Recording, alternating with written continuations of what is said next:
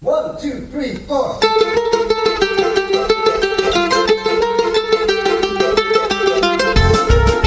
Hi, this is Jewish Talk on the voice of Nassau Community College, 90.3 WHPC. Streaming live on the college station and on TuneIn.com and on the iHeartRadio app. And, of course, all week long you can find this program reposted on Spreaker.com.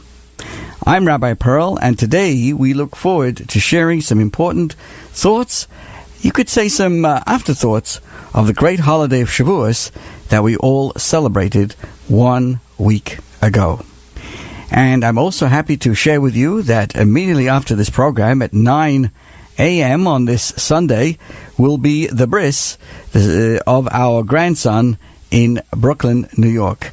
So I wanted to say Mazel Tov to our children, Shnei Zalman and Sarah Esther, and to our entire family, and may the Almighty bless each and every one of us with many simchas and many joyous occasions to share with each other. So, as you may remember, just 1 week ago on Sunday, we all celebrated last Sunday and Monday the great holiday of Shavuos. And the question we must ask ourselves, where were we? Where were we just 3,333 or 33 and 30 years ago?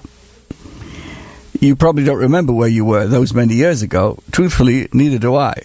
But according to Jewish tradition, where were we that many years ago? We were all standing together at the foot of the mountain at the Sinai Peninsula, known as either Sinai, Mount Sinai, or Horeb. This is a mountain whose location is unknown to us today. Furthermore, our tradition tells us that at that time, not only were the newly released slaves from Egypt there, but they were accompanied by the souls of all the Jewish people who would be born in the future. So, hello, you were there, I was there, and everybody else was there. And we all stood at Mount Sinai. So every single soul, whoever was to be alive, all those who were alive then, all stood at Mount Sinai, and we all heard the Almighty God speak to us, and we received the Ten Commandments through Moses at Mount Sinai. That's what Shavuos is all about.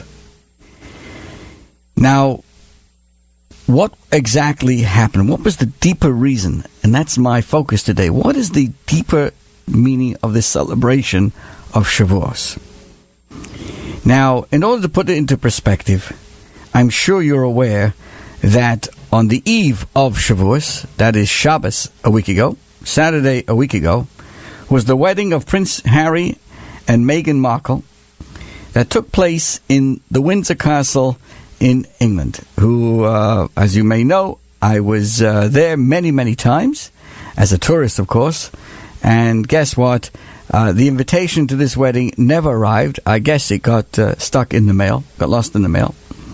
So that wedding took place, the royal wedding took place just 1 week ago, on the eve of the holiday of Shavuos. Now, Buckingham Palace understood that May 19th is the eve of the great Jewish holiday of Shavuos that was celebrated just 2 days after that. As you know, last week, Sunday, Monday, May the 20th and 21st, marks the greatest cosmic wedding ever to have taken place. As the Talmud describes this holiday, the Jewish holiday of Shavuos, this is the day marking the giving of the Torah at Mount Sinai in the year 2448. And this is described metaphorically like a wedding day between the Almighty God and ourselves. The wedding was held on the mountain, with the surrounding flowers and greenery serving as its lush decor. There was thunder and lightning, sights and sounds. This was really an awe-inspiring embellishment to the event. And the Torah, so to speak, was our groom's love letter to his people, and our future children served as the witnesses and guarantors that through thick and thin, we could and would continue to work on this marriage. So, as we have just concluded the week of this holiday, we are reminded of this great royal wedding that we all took place. And on the holiday, we reenacted that wedding day. We relived and inspired ourselves on the Sinai experience by creating creating for our groom, the Almighty God, a very special place in our homes and in our hearts.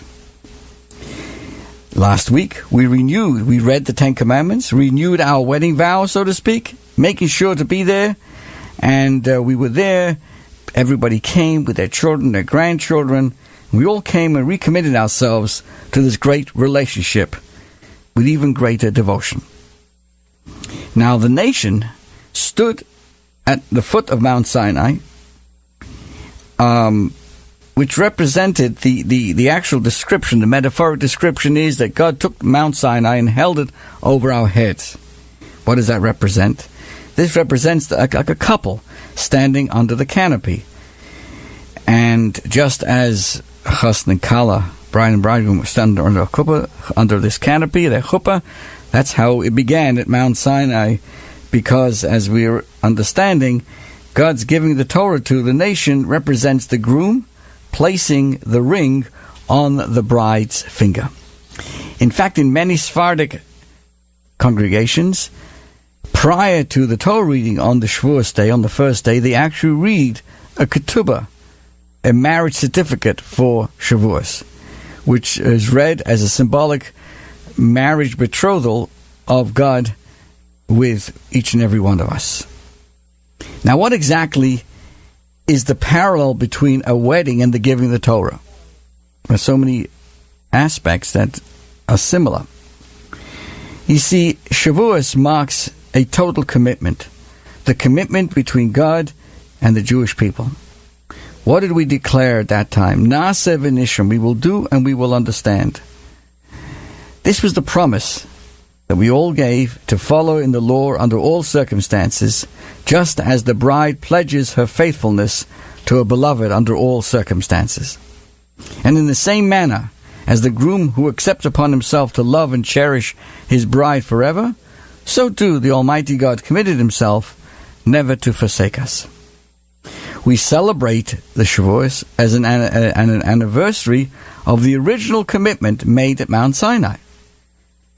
But it does not only commemorate an ancient historical event.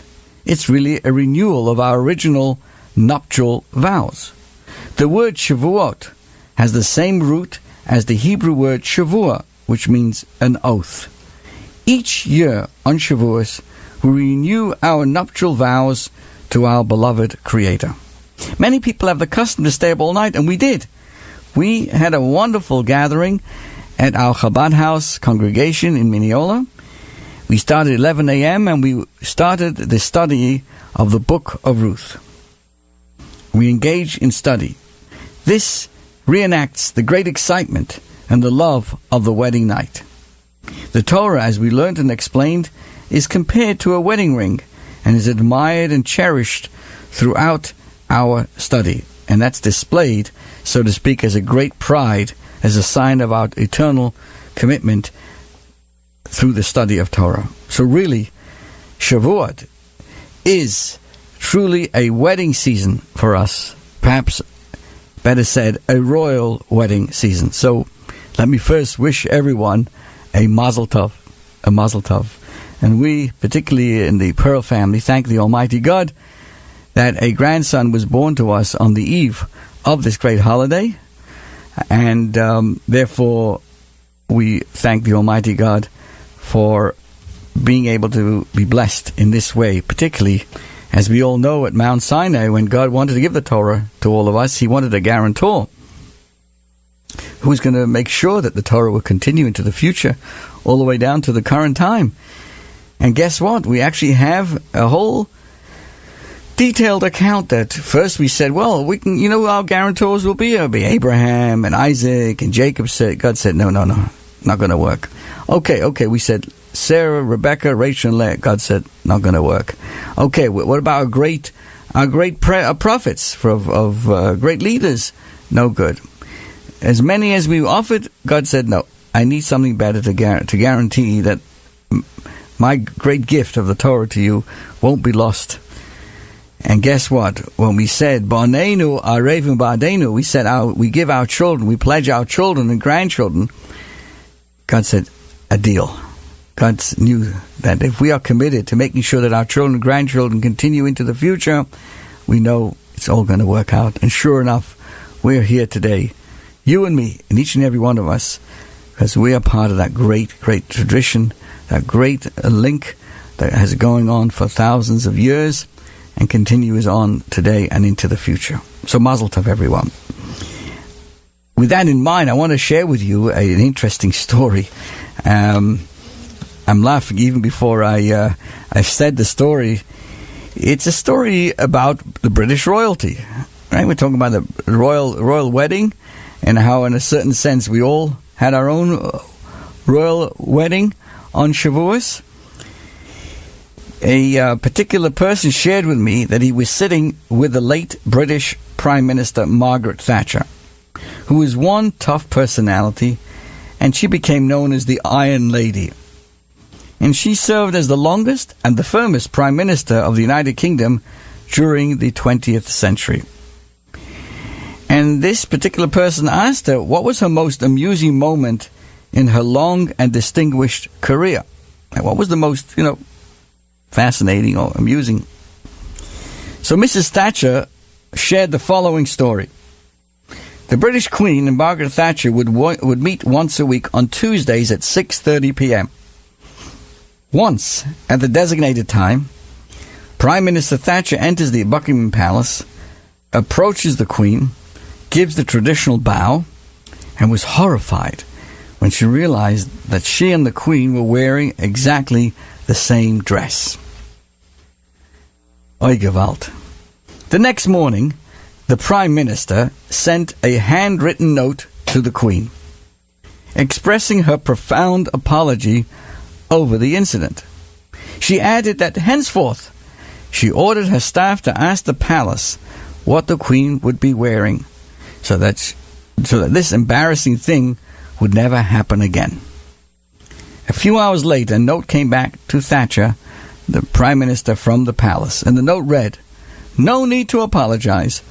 Her Majesty never notices what commoners wear." Now, I love this story. Not so much because of what it says about the British royal family, because I can't stand that snobbiness and pompousness. But I'll tell you what, in a deeper sense, the lesson that I could glean from this story that relates to our Shavuos. A Jewish soul, all of us, each and every one of us, has a sense of royalty, a fragment of divine aspect to each and every one of ourselves. That's what is. That's what we are. Every one of us carries a soul. There's a certain royal side to us. When we truly realize that, then you face the world. If a person sees themselves in that capacity, like a prince or a princess, then you face the world with a certain confidence and courage. And that doesn't come from arrogance, but rather from knowing who you are and what you are. You don't even notice the obstacles, the inner or the outer, to your mission, because you are a person of royalty. You have something to accomplish. You're representing something. You have a mission. You're an ambassador, so to speak. You appreciate the truth that if God is the architect of the world, everything He sends your way is always intended to bring you closer to Him. For the true King, there are no obstacles, only opportunities. So when we celebrate the great holiday of Shavuos, we realize what the whole world is all about. Nothing in the world can serve as an obstacle to what we're trying to accomplish. On the contrary, if we are facing a challenge, it's only a springboard for a deeper connection, a deeper commitment, more resilience in being able to fulfill that which we're here for. So this is an amazing experience of what the great holiday of Shavuos is. Now, I often joke in my synagogue and other places how Long Island, maybe other places as well, don't seem to quite celebrate or are aware of the greatness of Shavuos as opposed to Yom Kippur, Rosh Hashanah, a Seder, lighting the menorah, and